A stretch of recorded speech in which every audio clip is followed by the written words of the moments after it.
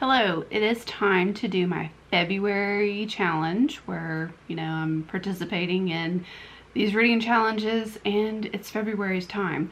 So let's get to it. The first two that we're going to read are for the Buzzword reading challenges. Let's scoot you over here a little bit. But for the title book one, it is keyboard keys.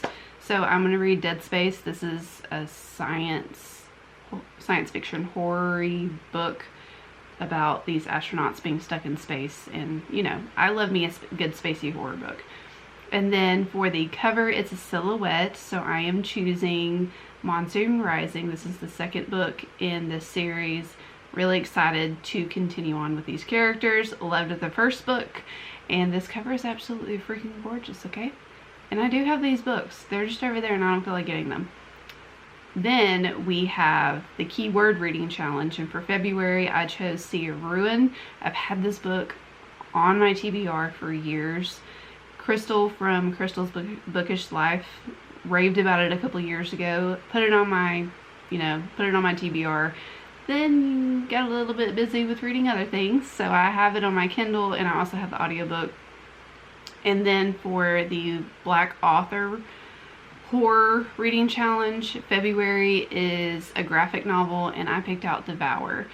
Not really sure what this book is about, but I have looked at like the first couple of pages, and the artwork in this book is gorgeous, and I'm so glad that I have the Color Soft Kindle because all of the pages are in color, so I get to experience it that way. But when I'm starting to read that one, I will show you a little bit of what the images are and stuff like that. But those are the 4 books that we're going to be reading in this particular video. Hopefully you enjoy it. I am going to start Devour first because, like I said, I've already been flipping through it and I'm excited to read a graphic novel. I haven't read one in a while. Last year I only read 2 mangas, which is not like me at all. So this year, manga and graphic novels are going to be some of my saving graces from reading a lot of just regular novels. So I'm excited to get into it, but hopefully you enjoy, and I will keep you updated on how I feel about Devour. So I ended up finishing Devour, and I'm giving it a 3.5. I did think that it was really well done. Just sometimes, graphic novels don't give you all of the descriptions and like the backstory and everything like that.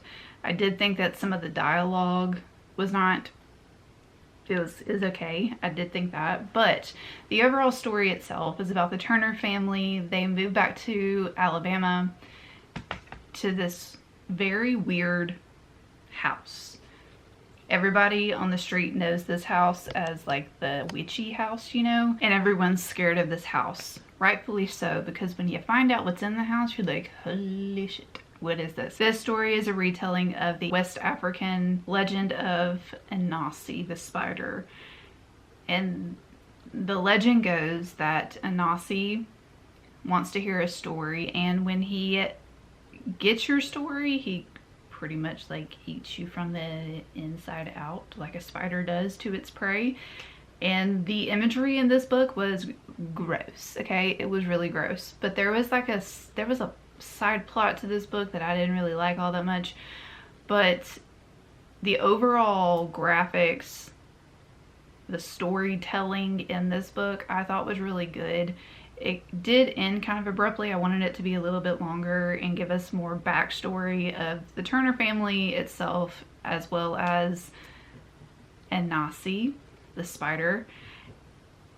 And yeah, it grossed me out. But now we're going to be switching up gears here, and we're going to do some historical romance. It's supposed to be a dark historical romance. We're going to read Sea of Ruin by Pam Godwin, I believe. And I've had this book on my Kindle for forever. Crystal from Crystal's Bookish Life has raved about this book for years. And I know that it's supposed to be dark. I know that it's supposed to be piratey. I know that it's supposed to be set on a ship, because pirates and stuff. But I'm excited to get into it. I do have the audiobook, and I also have the ebook on my Kindle, like I just said. And I'll let you know how I feel about it. I had to do a factory reset on my nope, that's a camera. On my camera. So hopefully it sounds okay and like everything's okay, because it was cutting off after around 2 minutes of me talking, and I don't know. The internet said to factory reset it, so we're factory resetted. So hopefully it's okay and it's not gonna continue to just cut off on me and everything. But wanted to fill you in and let you know that I ended up finishing Sea of Ruin, giving it a 3.75. I liked the adventureness of this book. I liked Bennett a lot. She is our main character, and she is the daughter of a very notorious pirate. And the update didn't, we're just gonna have to go with it, okay? There's just gonna be like a million clips. But anyways, Bennett is the daughter of a notorious pirate, and she goes through a lot in her young life. The story starts when she's 14, and she's being courted by this really old dude. So she doesn't want to do that, obviously. And she runs away, and then we get the story from there. Something really, really bad happens, and she witnesses something that no child should ever have to witness. And she decides that she wants to become a pirate like her father. So as the story progresses, we learn that she actually has a husband that she hasn't seen in a long time because he was not faithful to her, so she said to you. And she decided to be this captain of the ship. She's very well respected with her crew members.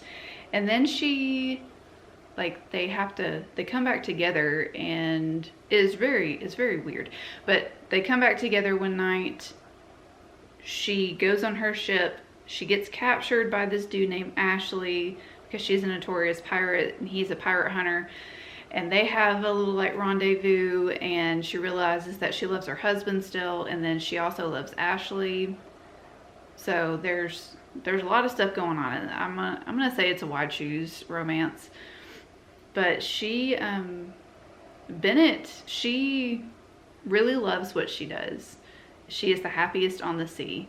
She knows that she is being hunted by these pirate hunters.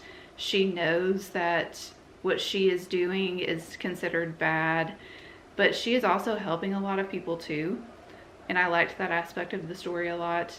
It's not my camera shutting off, it's my camera dying. I don't know what's going on. Anyways, one of the main things that I did not like about Sea of Ruin is the amount of sexual assaults that are against women.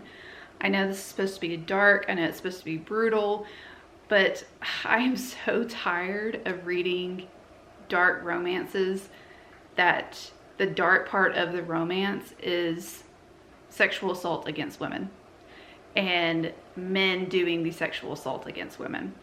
I'm so tired of it. I am over it. There's just, I don't know. And I know that this is supposed to be a dark romance. I understand. Maybe because it was written like, I think this was published in like 2022 or something like that. Maybe that's why the main focus of the dark part of it was just that. But I am tired of it. You can make a dark romance without showing in detail SA happening to characters. You can. I've read some before. I've liked them. And that was just one of the things that really irritated me about this book, is that there's so much SA in here. And by like the 4th or 5th scene of me reading about it, especially against Bennett and all the other women in here, I was like, I don't understand the point of this anymore. I get that the author is trying to show Bennett is a strong character. Men are using women as playthings. I get that, but I'm so tired of reading about it. It just irritates the piss out of me, okay? But overall, besides that, and besides that irking me, I thought that the story was really well done. It was a little bit too long, in my opinion, but overall, it wasn't bad. Just know going into it, if you're going to read this, it's got a lot of SA in it, and I'm just kind of over that, you know? I'm over reading about that. I don't want to read about it, and I think from now on, if it is overtly just that, and that's the dark aspect of it in the dark romance, I'm just gonna DNF. I think that's one of my things that I'm going to start doing is DNFing books like that, because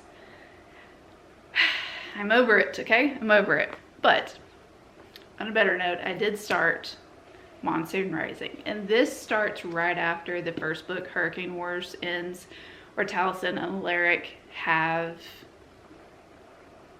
gotten married, okay? And they're doing it for like a political aspect. They are really, really attracted to one another, and that's what I really loved about the first book, is that they have a really big attraction towards one another, but they can't stand each other. And it is translating well in this book too. But I am really, really liking the sweetness that they have for one another. Like, they don't like that they're attracted to one another, but they just can't help themselves. And there is so much tension and angst between them and banter between them. And yes, they have tried to hurt each other. Like in the first book, they fought with all their powers and stuff like that. I'm not saying like hurt each other like physically abusive or anything like that, but there's still a lot of tension between them, and they both have their own agendas as to why they got married in the first place. And I really like that aspect too. But they're getting to know each other, and they're like, it's just making me all warm and fuzzy inside, you know. But the political part of this book isn't as apparent as the first one, because we are getting more of Taliesin's and Alaric's relationship in this, which I am enjoying a lot. And I like all the magic. I don't know, I just like this book. And the author writes beautifully, okay? Beautiful writing. Setting, I can actually picture in my brain, which is sometimes really hard for me to do. But the setting is just so rich in here that I have a version of it in my brain, okay? And I'm liking it. It's really good. I like it a lot. I am on chapter 22, so I'm a little over halfway. I am hoping to finish this very soon. I don't know about today, because today's been a day. It's already almost 2. It's 1:49. I have yet to eat lunch yet. And that's how my week's been all week. But I'll let you know when I finish. This ended on such a freaking cliffhanger, and I'm like, why do you have to end like that? Anyways, I am giving this 4 stars. I really, really like this. Like I said before, I really enjoyed the push and pull of Alaric and Taliesin. I like getting to see them fight together, because their magic together is intense, and they fight together really, really well. Okay, they spar together, and they aren't scared to get dirty in battle, and I really like that about their relationship. I also like seeing their relationship bloom into what it is turning into. And y'all, that cliffhanger at the end, Alaric is going to be so freaking mad when he finds out what happened, okay? I can't wait for the 3rd book. It's coming out in October. Will I be buying it immediately? Yes, I will. I just love this series so much. It's so rich with magic. The magic system itself isn't hard to follow for me. Again, the push and pull of Alaric and Taliesin, all of the dragons, the magic, I just like it, okay? I just like it. And Taliesin and Alaric both have their own agendas, like I've stated before. I feel like they are going to grow tired of being pawns for everyone else, and I think that they're going to like rebel. That's just my theory though. I don't know if that's going to be true or not, because the sides that they are on don't think that they, you know, should be together, but they formed an alliance. It's confusing, okay? It's politics and it's whatever. But I am really excited about the next book in this series. I want it to come out now, because I hate being left on a cliffhanger like this, but it also makes me really excited to get to read the last installment of this story. And the dragons, there were so many more dragons in this book, and I really, really thoroughly enjoyed that. So, go read it if you haven't already. If you haven't read The Hurricane Wars, you really need to, especially if you like romantasy and all that. I think you would really, really like it. So now we are reading sci-fi. This is supposed to be like a sci-fi murder mystery about Hester and something about she's ready to go home. She's supposed to be investigating a murder that because her friend died. And yeah, I'm not really sure what's going on. I just know it's murder mystery in space. I'm all for that. I need a little bit of a switch because I've been reading a lot of romance lately, so this is the perfect time for this. Here to tell you my final thoughts on Dead Space and to wrap this video up. So Dead Space, I'm giving 2 stars. I didn't really like the way that this story went. When I'm reading science fiction, I want aliens or some sort of like weird parasite or something like that. That's not what this book was, and I thought that's what it was going into it. So we have Hester. Hester is a part of like a detective group. She goes around and she investigates like murders, things that happen on ships and everything, and she comes across a journal entry from her friend David, and then she realizes that David was murdered. So she goes to investigate David's murder, and there were some like tense moments in this book, but I didn't feel the overall tenseness like I wanted to. I didn't feel the scariness of this book. I thought that it was kind of cheesy, honestly. And there is a lot of AI talk in here about how AI is dangerous, how AI can like switch on you.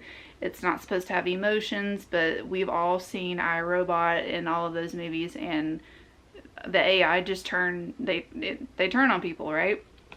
And that's basically a lot of the topics in this book. Hester is also modified in a way. She has robotic limbs. She has a lot of trauma that she is going through. This book does talk about mental health a lot too, which I appreciated. I appreciated some things about this book, but overall this book was just kind of a flop to me. So I will not be keeping it in my collection. If you like sci-fi, you like murder mystery, you might like this, but just know there's not aliens. And I was wanting aliens, so that's my fault. But overall, these books that I read for February weren't bad. The overall rating is a 3.31.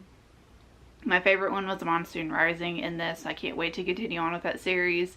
The other books that I read weren't bad, but Monsoon Rising is one of those books that I continue to think about, okay? And I am so excited to continue on with that series. Hopefully you enjoyed this video. Let me know in the comments down below what you thought, and I will see you on the next one. Goodbye.